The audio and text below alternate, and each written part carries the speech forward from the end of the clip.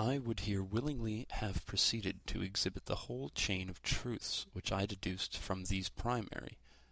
but as with a view to this it would have been necessary now to treat of many questions in dispute amongst the learned, with whom I do not wish to be embroiled, I believe that it will be better for me to refrain from this exposition, and only mention in general what these truths are, that the more judicious may be able to determine whether a more special account of them would conduce to the public advantage.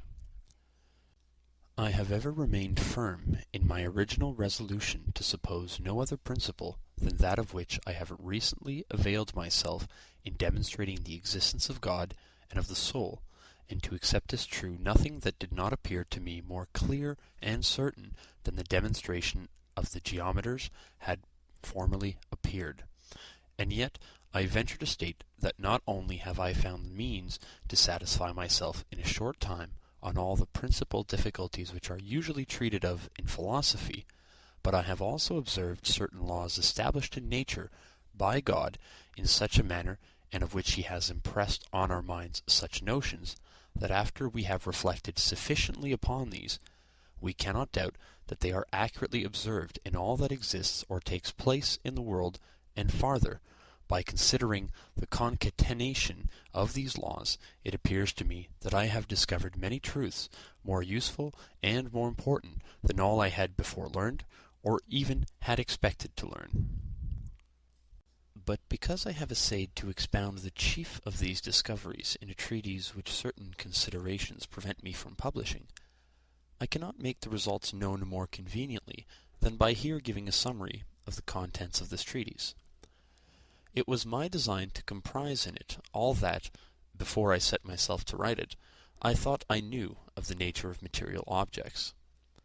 But like the painters who, finding themselves unable to represent equally well on a plain surface all of the different faces of a solid body, select one of the chief, on which alone they make the light fall, and throwing the rest into the shade, allow them to appear only in so far as they can be seen while looking on the principal one. So, fearing lest I should not be able to condense in my discourse all that was in my mind, I resolved to expound singly, though at considerable length, my opinion regarding light, then to take the opportunity of adding something on the sun and fixed stars, since light almost wholly proceeds from them, on the heavens, since they transmit it, on the planets, comets, and earth, since they reflect it, and particularly on all the bodies that are upon the earth, since they are either colored, or transparent, or luminous, and finally on man, since he is the spectator of these objects. Further, to enable me to cast this variety of subjects somewhat into the shade, and to express my judgment regarding them with greater freedom, without being necessitated to adopt or refute the opinions of the learned, I resolved to leave all the people here to their disputes, and to speak only of what would happen in a new world, if God were now to create somewhere in the imaginary spaces matter sufficient to compose one, and were to agitate variously and confusedly the different parts of this matter, so that there resulted a chaos as disordered as the poets ever feigned, and after that did nothing more than lend his ordinary concurrence to nature, and allow her to act in accordance with the laws which he had established. On this supposition I, in the first place, described this matter, and essayed to represent it in such a manner that to my mind there can be nothing clearer and more intelligible, except what has been recently said regarding God and the soul. For I even expressly supposed that it possessed none of those forms or qualities which are so debated in the schools, nor in general anything the knowledge of which is not so natural to our minds that no one can so much as imagine himself ignorant of it. Besides, I have pointed out what are the laws of nature, and, with no other principle upon which to found my reasonings except the infinite perfection of God, I endeavored to demonstrate all those about which there could be any room for doubt, and to prove that there are such, that even if God had created more worlds, there could have been none in which these laws were not observed. Thereafter, I showed how the greatest part of the matter of this chaos must, in accordance with these laws, dispose and arrange itself in such a way as to present the appearance of heavens. How in the meantime some of its parts must compose an earth, and some planets and comets, and others a sun and fixed stars. And making a digression at this stage on the subject of light, I expounded at considerable length what the nature of that light must be which is found in the sun and the stars, and how thence in an instant of time it traverses the immense spaces of the heavens, and how from the planets and comets it is reflected towards the earth. To this I likewise added much respecting the substance, the situation, the motions, and all the different qualities of these heavens and stars, so that I thought I had said enough respecting them to show that there is nothing observable in the heavens or stars of our system that must not, or at least may not, appear precisely alike in those of the system which I described. I came next to speak of the earth in particular, and to show how, even though I had expressly supposed that God had given no weight to the matter of which it is composed, this should not prevent all its parts from tending exactly to its centre, how with water and air on its surface, the disposition of the heavens and heavenly bodies, more especially of the moon, must cause a flow and ebb, like in all its circumstances, to that observed in our seas, as also a certain current both of water and air from east to west, such as is likewise observed between the tropics, how the mountains, seas, fountains, and rivers might naturally be formed in it, and the metals produced in the mines, and the plants grown in the fields, and in general, how all the bodies which are commonly denominated mixed or composite might be generated, and, among other things in the discoveries alluded to, inasmuch as beside the stars, I knew nothing except fire which produces light. I spared no pains to set forth all that pertains to its nature, the manner of its production and support, and to explain how heat is sometimes found without light,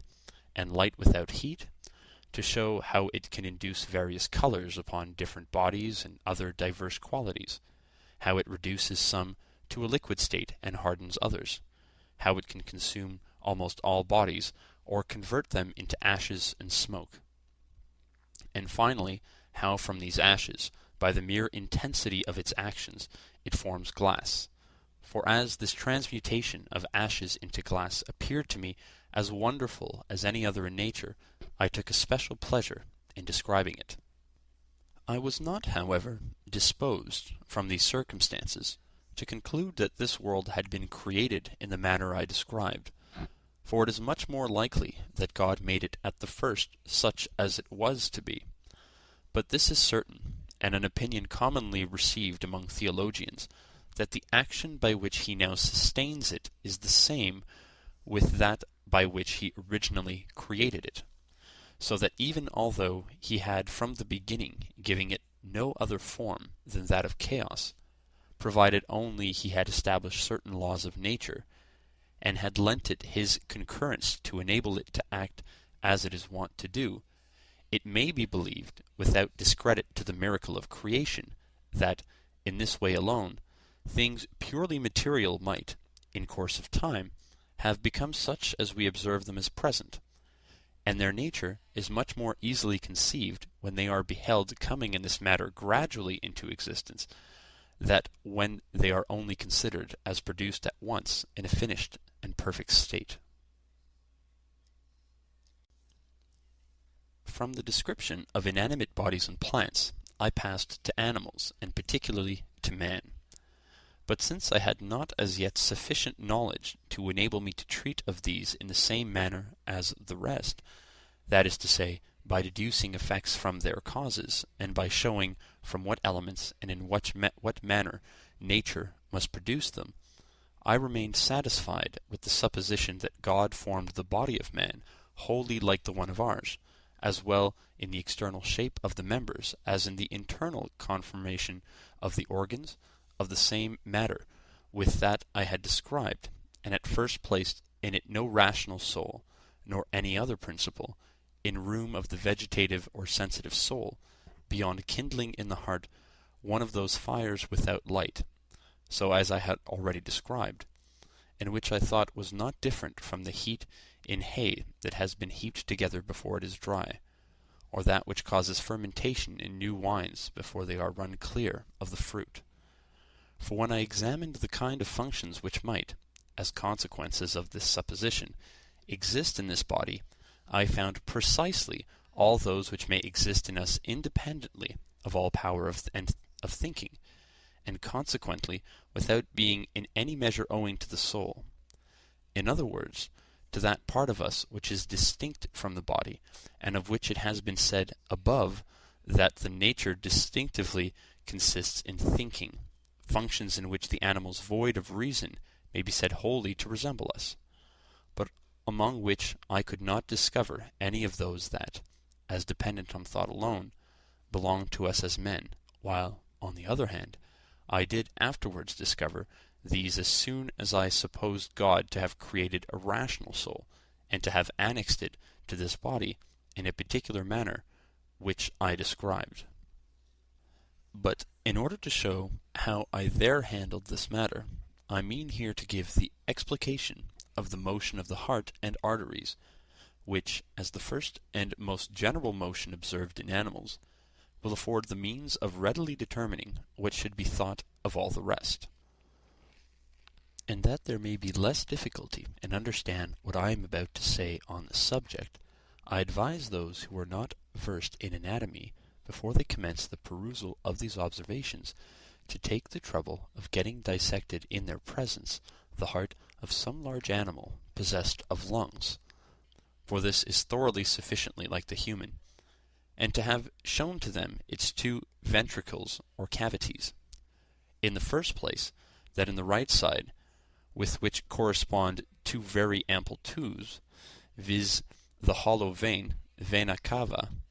which is the principal receptacle of the blood,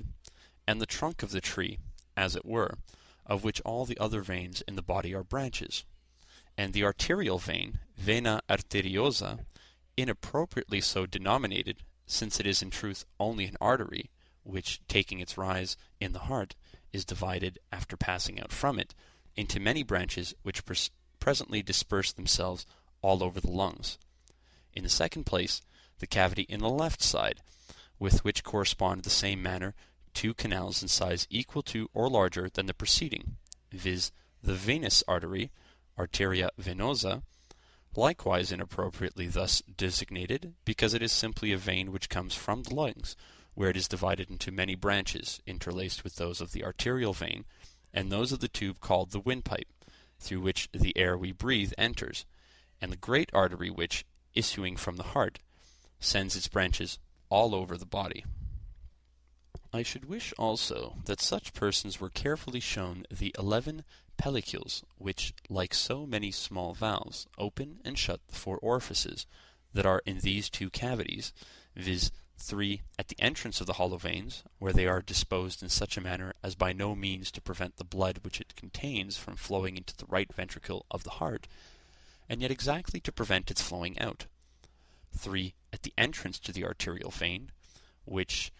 arranged in a manner exactly the opposite of the former, readily permits the blood contained in this cavity to pass into the lungs, but hinder that contained in the lungs from returning to this cavity.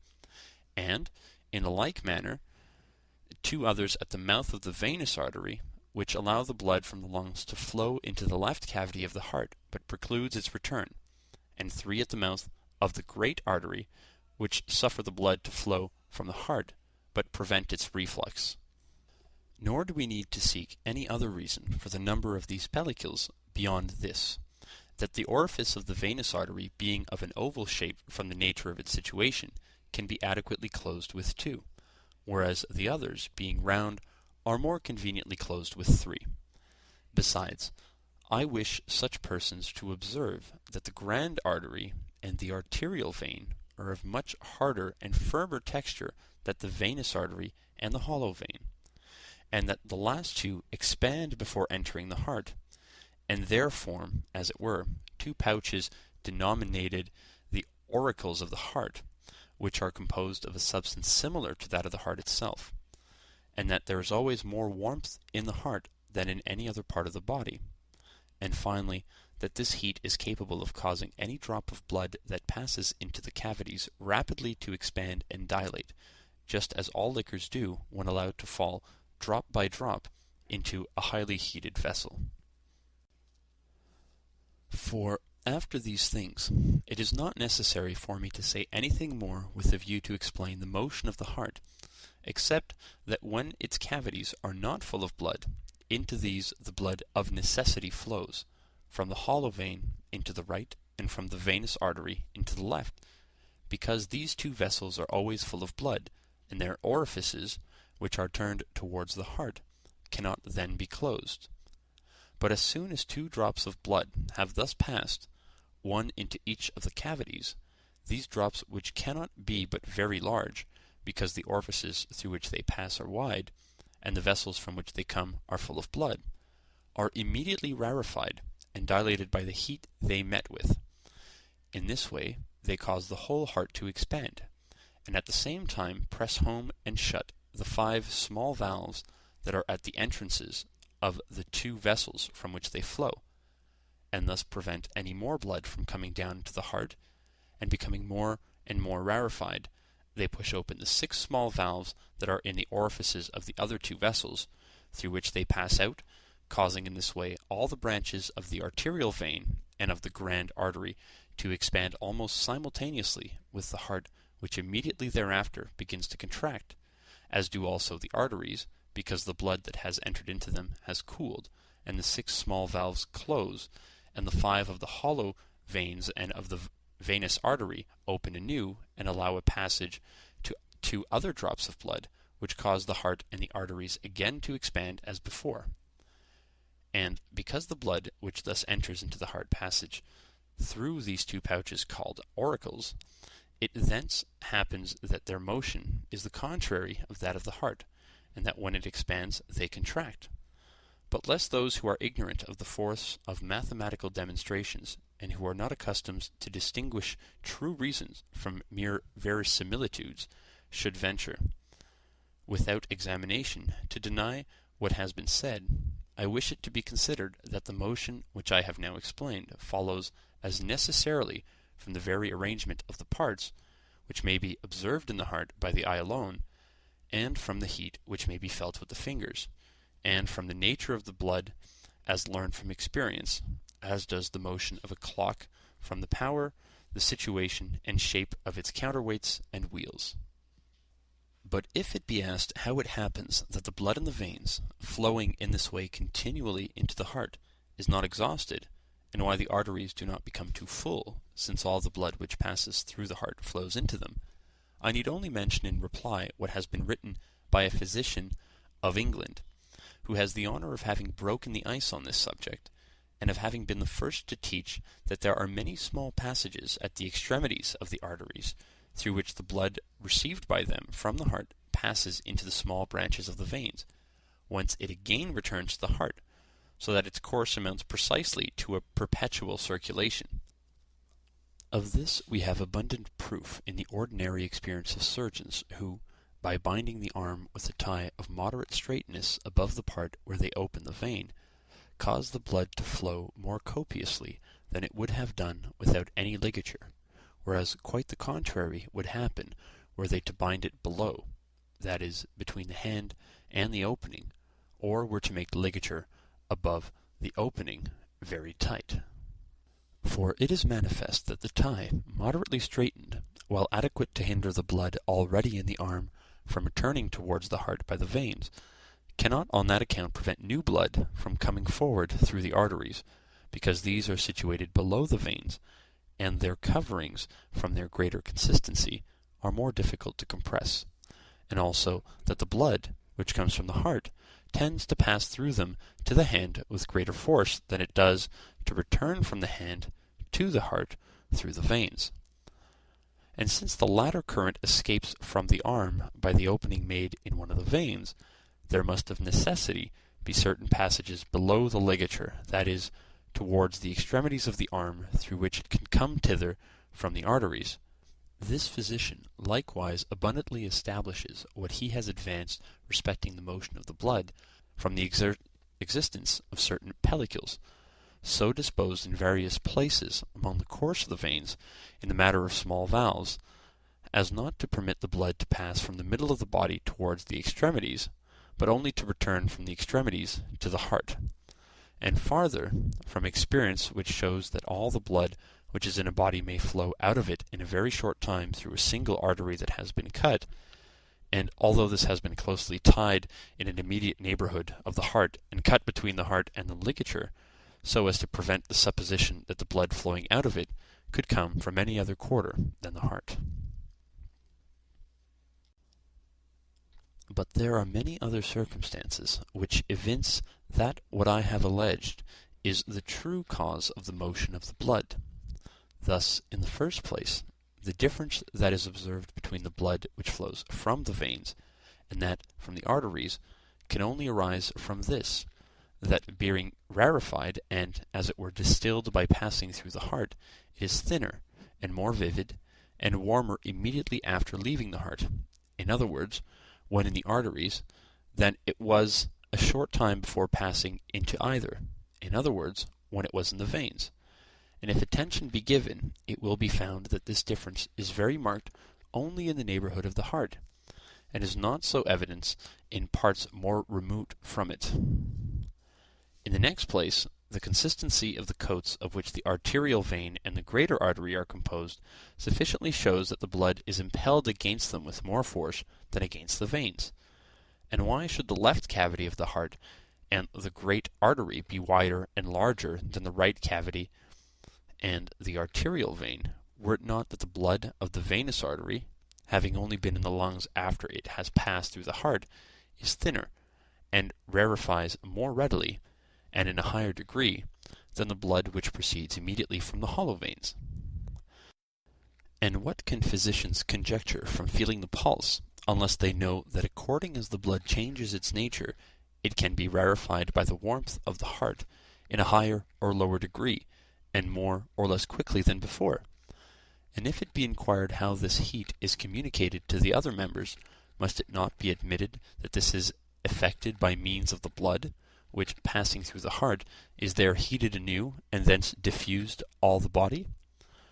Whence it happens that if the blood be withdrawn from any part, the heat is likewise withdrawn by the same means. And although the heart were as hot as glowing iron, it would not be capable of warming the feet and hands as at present, unless it continually sent thither new blood. We likewise perceive from this that the true use of respiration is to bring sufficient fresh air into the lungs, to cause the blood which flows into them from the right ventricule of the heart, where it has been rarefied and, as it were, changed into vapours, to become thick, and to convert it anew into blood before it flows into the left cavity, without which process it would be unfit for the nourishment of the fire that is there. This receives confirmation from the circumstance that it is observed of animals destitute of lungs that they have also but one cavity in the heart, and that in children who cannot use them while in the womb, there is a hole through which the blood flows from the hollow vein into the left cavity of the heart, and a tube through which it passes from the arterial vein into the grand artery without passing through the lung. In the next place, how could digestion be carried on in the stomach unless the heart communicated heat to it through the arteries, and along with this certain of the more fluid parts of the blood, which assist in the dissolution of the food that has been taken in? Is not also the operation which converts the juice of food into blood easily comprehended, when it is considered that it is distilled by passing and repassing through the heart perhaps more than 100 or 200 times in a day? And what more need be adduced to explain nutrition, and the production of the different humours of the body, beyond saying that the force with which the blood, in being rarefied, passes from the heart towards the extremities of the arteries, causes certain of its parts to remain in the members at which they arrive, and there occupy the place of some other expelled by them, and that according to the situation, shape, or smallness of the pores with which they meet, some rather than others flow into certain parts, in the same way that some sieves are observed to act, which, by being variously perforated, serve to separate different species of grain. And, in the last place, What above all is here worthy of observation is the generation of the animal spirits, which are like a very subtle wind, or rather a very pure and vivid flame, which, continuously ascending in great abundance from the heart to the brain, thence penetrates through the nerves into the muscles, and give motions to all the members, so that to account for other parts of the blood which, as most agitated and penetrating, are the fittest to compose these spirits, thence penetrates through the nerves into the muscles, and gives motion to all the members, so that to account for other parts of the blood which, as more agitated and penetrating, are the fittest to compose these spirits, proceeding towards the brain, it is not necessary to suppose any other cause than simply that the arteries which carry them thither proceed from the heart in the most direct lines, and that, according to the rules of mechanics which are the same with those of nature, when many objects tend at once to the same point, where is not sufficient room for all, as is the case with the parts of the blood which flow forth from the left cavity of the heart and tend towards the brain, the weaker and less agitated parts must necessarily be driven aside from that point by the stronger, which alone in this way reach it. I had expounded all these matters with sufficient minuteness in the treatise which I formerly thought of publishing. And after these I had shown what must be the fabric of the nerves and muscle of the human body to give the animal spirits contained in it the power to move the members, as when we see heads shortly after they have been struck off still move and bite the earth, although no longer animated, what changes must take place in the brain to produce waking, sleep, and dreams, how light, sounds, odors, tastes, heat, and all the other qualities of external objects impress it with different ideas by means of the senses, how hunger, thirst, and the other internal affections can likewise impress upon it diverse ideas, what must be understood by the common sense, sensus communis, in which these ideas are received, by the memory which retains them, by the fantasy which can change them in various ways, and out of them compose new ideas, and which, by the same means, distributing the animal spirits through the muscles, can cause the members of such a body to move in as many different ways, and in a manner as suited, whether to the objects that are presented to its senses, or to its internal affections, as can take place in our own case, apart from the guidance of the will. Nor will this appear at all strange to those who are acquainted with the variety of movements performed by the different automata, or moving machines fabricated by human industry, and that with help of but few pieces compared with the great multitude of bones, muscles, nerves, arteries, veins, and other parts that are found in the body of each animal. Such persons will look upon this body as a machine made by the hands of God, which is incomparably better arranged, and adequate to movements more admirable than is any machine of human invention. And here I specially stayed to show that, were there such machines exactly resembling organs in outward form an ape or any other irrational animal, we could have no means of knowing that they were in any respect of a different nature from these animals. But if there were machines bearing the image of our bodies, and capable of imitating our actions as far as it is morally possible, there would still remain two most certain tests whereby to know that they were not therefore really men. Of these the first is that they could never use words or other signs arranged in such a manner as is competent to us in order to declare our thoughts to others. For we may easily conceive a machine to be so constructed that it emits vocables, and even that it emits some correspondent to the action upon it of external objects which cause a change in its organs. For example, if touched in a particular place, it may demand what we wish to say to it. If in another, it may cry out that it is hurt, and such like, but not that it should arrange them variously as so oppositely to reply to what is said in its presence, as men of the lowest grade of intellect can do. The second test is, that although such machines might execute many things with equal or perhaps greater perfection than any of us, they would, without doubt, fail in certain others from which it could be discovered that they did not act from knowledge, but solely from disposition of their organs. For while reason is a universal instrument that is alike available on every occasion, These organs, on the contrary, need a particular arrangement for each particular action, whence it must be morally impossible that there should exist in any machine a diversity of organs sufficient to enable it to act in all the occurrences of life, in the way in which our reason enables us to act. Again, by means of these two tests we may likewise know the difference between man and brute. For it is highly deserving of remark that there are no men so dull and stupid, not even idiots, as to be incapable of joining together different words, and thereby constructing a declaration by which to make their thoughts understood. And that, on the other hand, there is no other animal, however perfect or happily circumstanced, which can do the like. Nor does this inability arise from want of organs, for we observe that magpies and parrots can utter words like ourselves, and are yet unable to speak as we do, that is, so as to show that they understood what they say, in place of which men born deaf and dumb, and thus not less, but rather more than these brutes, destitute of the organs which others use in speaking, are in the habit of spontaneously investing certain signs by which they discover their thoughts to those who, being usually in their company, have leisure to learn their language. And this proves not only that the brutes have less reason than man, but that they have none at all. For we see that very little is required to enable a person to speak, and since a certain inequality of capacity is observable among animals of the same species, as well as among men, and since some are more capable of being instructed than others, it is incredible that the most perfect ape or parrot of its species should not in this be equal to the most stupid infant of its kind, or at least to one that was crack-brained, unless the soul of brutes were of a nature wholly different from ours. And we ought not to confound speech with the natural movements which indicate the passions, and can be imitated by machines as well as manifested by animals. Nor must it be thought with certain of the ancients